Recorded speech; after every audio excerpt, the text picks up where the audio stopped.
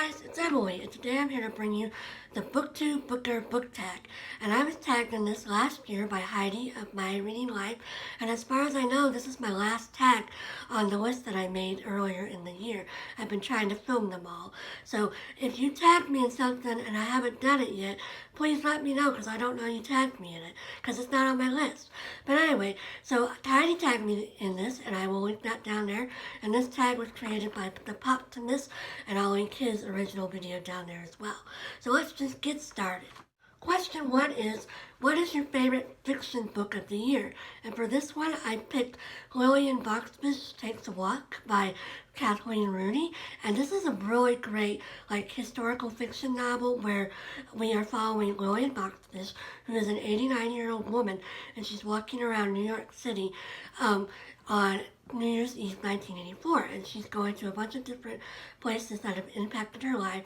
And over the course of this walk, we see, her life. We go back in time, starting when she arrived in this city in the 1920s, and then we see New York City progress throughout the years until we get to 1984.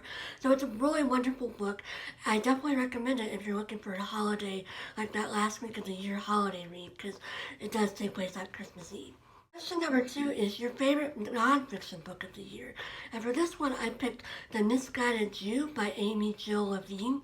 And this one was a really fascinating book about Jesus' life from the perspective of him being a Jewish man. And we also see how the story of how Jesus' Jewishness has sort of been corrupted and, used against Jews and things like that over the course of the years. She talks about how there was a split between Peter and Paul, whether the followers of Jesus were just Jews or whether they were totally different religion. And of course, Paul won.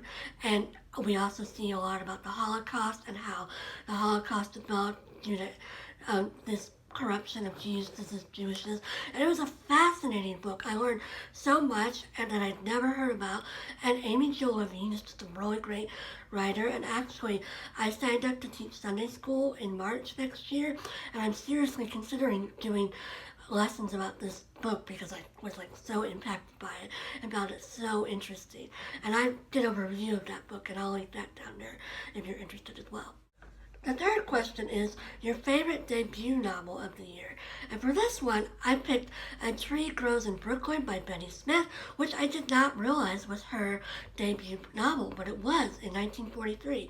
And this is a really great book about a young girl named Francie, and we just see her life growing up in New York. She's on sort of the lower classes, she's poor, and we see her life and her brother's life and their interactions and her mother's life, and it's just about the family and about the experience of this one specific group in New York City.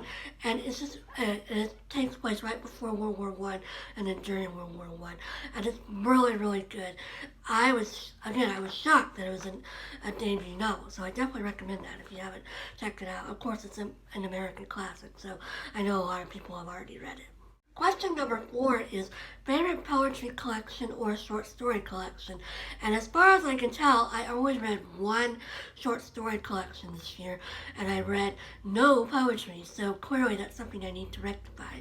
But the one short story collection I read this year was Jane Austen Made Me Do It, edited by Laurel and Nattress. And this was, I don't know, if you've been watching my channel for a while, you might remember that in 2018, I read one Jane Austen mystery by Stephanie Barron a month, and then I finished the series in January and February of this year. And this short story collection was it's not like a direct part of the series, but it's sort of like a companion book to the series, so I just went ahead and read it because I'm a completionist. But yeah, this is just a bunch of different stories featuring Jane Austen, or featuring talking about her work or the impact her work has had, or a modern version of her work. So it's just a bunch of stories related to Jane Austen in some way, and I really enjoyed it. Question number 5 is your favorite work in translation for the year. And appallingly, I only read one work of translation, and that was The Practice of the Presence of God by Brother Lawrence, which was translated from the French way back in like the 1600s. So it's not even a new work of translation. And this is just it's a Christian classic. A lot of people, if you grew up in the Christian church, you heard about it or maybe read it.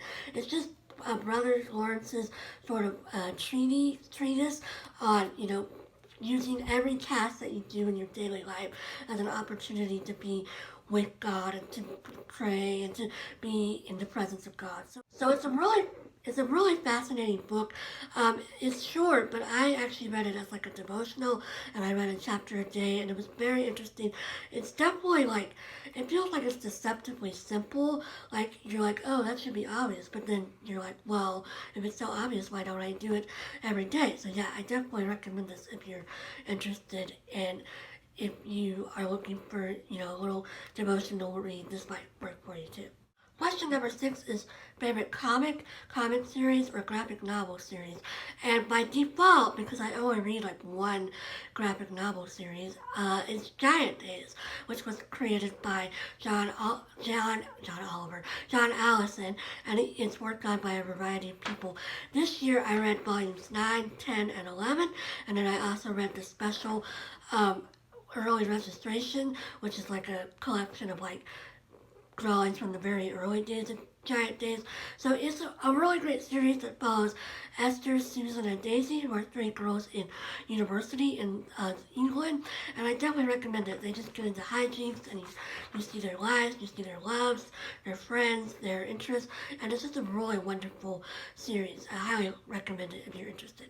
Question number 7 is favorite book cover, and for this one I picked I'd Rather Be Reading by Anne Bogle, and this is a very beautiful cover of Anne Bogle's library, her actual library at her house. And I just love the colors and the books and the art style, and it's just really, really pretty. I really enjoy it, and I enjoyed this book as well. I read it as an audiobook because I pre-ordered this book, so you got the audiobook for free with it, and it was really nice. I read one essay a day on audio, and it's just a really sweet book with essays about being a reader and being, the life of a reader. Question number 8 is favorite author of the year, and in the prompt it says to talk about social media and their interviews and stuff like that. But I don't really follow any authors on social media, and the only interview with an author I watched with this year was an interview with Tommy Aniemi for book club. We watched it after we read Children of Blood and Bone, and that was a really great video. If I can find it, I'll link that down there too. But overall, my favorite author of 2019 has to be Willa Cather. I mean, come on, y'all. I read all of her novels and novellas, all 12 of them. This is my favorite one, Shadows on the Rock, which this was my second time to read it this year in 2019. And yeah, I just really enjoyed picking up an author's entire work and seeing their progress from beginning to end. And yeah, I definitely recommend Willa Cather if you're interested, and I specifically recommend this one. Question 9 is favorite Booktube video, and for this one I'm going to pick Emma at Bookish Princess, her summer reading plans video, which is really beautifully shot and just features so many beautiful books, and I definitely recommend it. After I watched it the first time, I saved it to my videos to reference again, and I have watched it a couple other times because I want to read every book in that video because it was just all of her descriptions sound really great. So I'll link that video down there as well. And Emma in general has a very beautiful aesthetic that I really enjoy if you're interested in that kind of, and she's friends with Kate Howe and people like that, so if you're interested in those kinds of channels, I would definitely recommend Emma. And of course she has a lot of followers, so I'm sure some of you are already following her. The final question number 10, is favorite new to you booktuber of the year. And for this one, I'm going to pick two different ladies, both of which Kate Howell recommended. So hello to Kate Howell. She really influences my booktube life apparently. But because I think I found Emma from Bookish Princess from her as well. But anyway, the two that I followed this year that I really enjoyed are Elaine Howland and Robin at the Driftless Reader. And both of these women have such beautiful aesthetics, and I always really enjoy their videos. I'll try to link a video from each of them down below. Robin in particular recently did a video about what she's doing for Advent, both herself and with her kids, and it was really interesting. And then Elaine just always has really great weekly vlogs, and she did this video around Halloween where she did some really beautiful face paint, and she's just really cool, and her aesthetic is really cool, and she's Irish, so she's got this really nice accent. So yeah, I definitely recommend both of those women if you're interested. So that is my interpretation of the Booktube tag. So thanks again to Heidi for tagging me in this. And again, if you've tagged me in something and I haven't done it recently, definitely let me know, because it's not on my list, because I've completed my tag list for now. By the time I get this out, I think it's going to be close to New Year's Eve. So I hope everybody has a great New Year's Eve, and I'll see you in 2020. Bye!